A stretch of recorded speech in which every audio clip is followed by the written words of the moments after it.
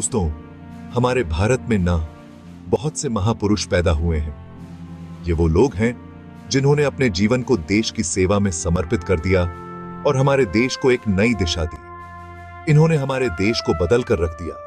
उनके संघर्ष और बलिदान ने हमें आजादी दिलाई और हमें एक स्वतंत्र राष्ट्र के रूप में स्थापित किया। ऐसे ही एक महान सेनानी थे लोकमान्य बाल गंगाधर तिलक। तिलक जी ने अपने जीवन में कई महत्वपूर्ण कार्य किए और भारतीय स्वतंत्रता संग्राम में एक महत्वपूर्ण भूमिका निभाई। उनका जन्म हुआ था 23 जुलाई 1856 को महाराष्ट्र के रत्नागिरी में। रत्नागिरी, जो अपने प्राकृतिक सौंदर्य और सांस्कृतिक धरोहर के लिए प्रसिद्ध है, वहीं तिलक जी का बचपन बीता। तिलक जी का जीवन हमें सिखाता है कि कैसे मुश्किलों से लड़ना चाहिए और अपने देश के लिए कुर्बानी देनी चाहिए।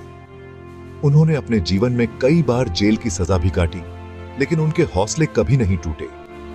तिलक जी को बचपन में केशव बुलाते थे। उनका बचपन बहुत ही साधारण था, लेकिन उनकी सोच और विचार बहुत ही ऊंचे थे। उनके पिता गंगाधर रामचंद्र तिलक बहुत बड़े विद्वान थे, पढ़ाते थे।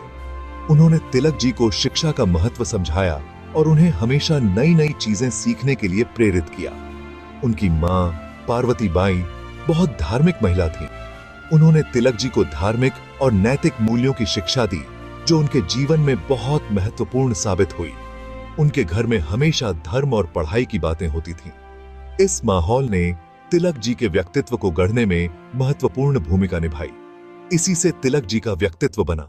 वो बहुत तेज थे, नई नई चीजें सीखने की इच्छा थी। उनकी जिज्ञासा और ज्ञान की प्यास ने उन्हें एक महान नेता बनाया। वो बहुत तेज थे, नई नई चीजें सीखने की इच्छा थी। उनकी याददाश्त तो लाजवाब थी। उन्होंने अपने जीवन में कई भाषाएं सीखी और विभिन्न विषयों में महारत हासिल की। उनकी याददाश्त तो लाजवाब थी। वो जो भी पढ़ते उसे तुरंत याद कर लेते थे। उनकी इस अद्भुत क्षमता ने उन्हें एक महान विद्वान और नेता बनाया। बचपन से ही अगर कुछ गलत होता तो वो आवाज उठाते थे। उन्होंने हमेशा अन्याय के खिलाफ लड़ाई लड़ी और अपने साथियों को भी इसके लिए प्रेरित किया। तिलक जी का जीवन हमें आज भी प्रेरित करता है। उनके संघर्ष और बलिदान की कहानियां हमें यह सिखाती हैं कि हमें कभी हार नहीं माननी चाहिए। उन्होंने देश के लिए जो किया, वो हमें याद दिलाता है कि आजादी कितनी कीमती है। हमें उनकी तरह ही अपने देश के लिए समर्पित रहना चाहिए और इसे और भी महान बनाना चाहिए।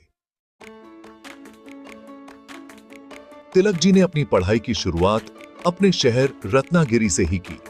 रत्नागिरी, जो अपने प्राकृतिक सौंदर्य और सांस्कृतिक धरोहर के लिए जाना जाता है, वहीं तिलक जी ने अपने शुरुआती शिक्षा के बीज बोए। शुरुआत में वो वहीं के स्कूल में पढ़े। उस समय के स्कूलों में संसाधन सीमित थे, लेकिन तिलक जी की लगन और मेहनत ने उन्हें आगे बढ़ने से नहीं रोका। सबको जल्दी ही पता चल गया कि ये बच्चा तो बहुत तेज है। उनकी बुद्धिमत्ता और ज्ञान की प्यास ने उन्हें अपने साथियों और शिक्षकों के बीच अलग पहचान दिलाई। आगे की पढ़ाई के लिए तिलक जी पुणे चले गए। पुणे, जो उस समय शिक्षा का प्रमुख केंद्र था, वहां तिलक जी ने अपने ज्ञान को और भी गहरा किया। 1879 में उन्होंने गणित में अपनी ग्रेजुएशन पूरी की। गणित में उनकी गहरी समझ और विश्लेषणात्मक सोच ने उन्हें एक उत्कृष्ट छात्र बना दिया। तिलक जी मानते थे कि पढ़ाई का मतलब सिर्फ नौकरी पाना नहीं है। उनके अनुसार शिक्षा का असली उद्देश्य व्यक्ति के चरित्र का निर्माण और समाज की सेवा करना है। उनका मानना था कि पढ़ाई से इंसान का चरित्र अच्छा बनता है और वो समाज की सेवा कर सकता है। तिलक जी ने हमेशा शिक्षा को एक साधन के रूप में देखा, जिससे समाज में सकारात्मक बदलाव लाया जा सके। वो कहते थे कि पढ़ाई से सिर्फ जानकारी नहीं मिलती, बल्कि इंसान सोचना, तर्क करना और सही गलत की पहचान करना सीखता है। उनके विचारों में शिक्षा का मतलब था मानसिक और नैतिक विकास। तिलक जी का यह विचार उस समय बहुत अलग था। उस समय जब शिक्षा को केवल नौकरी पाने का माध्यम माना जाता था, तिलक जी ने इसे एक व्यापक दृष्टिकोण से देखा। उन्होंने देखा कि भारत को आजाद कराने के लिए जरूरी है कि यहाँ के लोग पढ़े लिखे और समझदार बने। तिलक जी का मानना था कि एक शिक्षित समाज ही स्वतंत्रता की असली नींव रख सकता है। इसलिए उन्होंने शिक्षा पर बहुत जोर दिया। तिलक जी ने अपने जीवन में शिक्षा के महत्व को समझा और इसे समाज में फैलाने के लिए हर संभव प्रयास किया। तिलक जी का मानना था कि लोगों तक अपनी बात पहुंचाने का सबसे अच्छा तरीका है पत्रकारिता। पत्रकारिता के माध्यम से वे जनता को जागरूक करना चाहते थे और उन्हें अंग्रेजों के अत्याचारों के खिलाफ खड़ा करना चाहते थे। इसलिए उन्होंने अखबारों का सहारा लिया।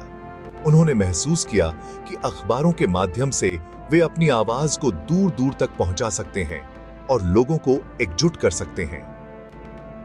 1881 में उन्होंने 2 अखबार शुरू किए, केसरी मराठी में और दे मराठा अंग्रेजी में। इन अखबारों के माध्यम से वे विभिन्न भाषाओं में अपनी बात रख सकते थे और अधिक से अधिक लोगों तक पहुंच सकते थे। इन अखबारों के जरिए तिलक जी ने अंग्रेज सरकार की नीतियों का खुलकर विरोध किया। उन्होंने सरकार की नीतियों की आलोचना की और जनता को उनके अधिकारों के प्रति जागरूक किया। उन्होंने बताया कि कैसे अंग्रेज भारतीयों पर अत्याचार कर रहे हैं। उन्होंने ब्रिटिश सरकार की नीतियों की पोल खोली और जनता को उनके खिलाफ खड़ा होने के लिए प्रेरित किया। उनकी लेखनी में एक अलग ही आग थी। उनके लेखों में जोश और जुनून था, जो लोगों के दिलों में देशभक्ति की भावना को प्रज्वलित करता था। उनके लिखे हुए शब्द लोगों में देशभक्ति की भावना जगाते थे। उनके लेखों ने लोगों को एकजुट किया और उन्हें स्वतंत्रता संग्राम में भाग लेने के लिए प्रेरित किया। देखते ही देखते केसरी और द मराठा देश की आवाज बन गए। इन अखबारों ने लोगों को एक मंच दिया जहां वे अपने विचार व्यक्त कर सकते थे और स्वतंत्रता की लड़ाई में शामिल हो सकते थे। तिलक जी ने अपने लेखों में स्वराज की मांग की। उन्होंने स्वतंत्रता की आवश्यकता को स्पष्ट किया और लोगों को इसके लिए संघर्ष करने के लिए प्रेरित किया। उन्होंने कहा, स्वराज हमारा जन्म सिद्ध अधिकार है और हम इसे लेकर रहेंगे। यह नारा पूरे देश में गूंज उठा और लोगों में जोश भर गया। तिलक जी का यह नारा सुनकर पूरे देश में जोश भर गया।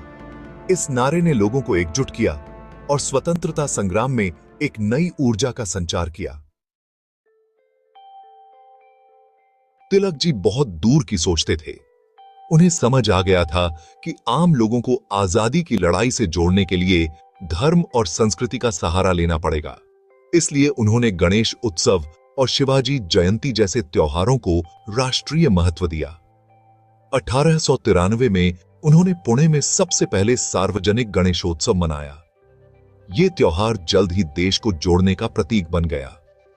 तिलक जी ने शिवाजी महाराज को पूरे देश का हीरो बना दिया।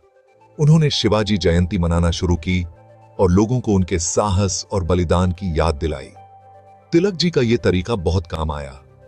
इन त्योहारों ने लोगों को एक साथ ला खड़ा किया और उनमें देशभक्ति की भावना भर दी।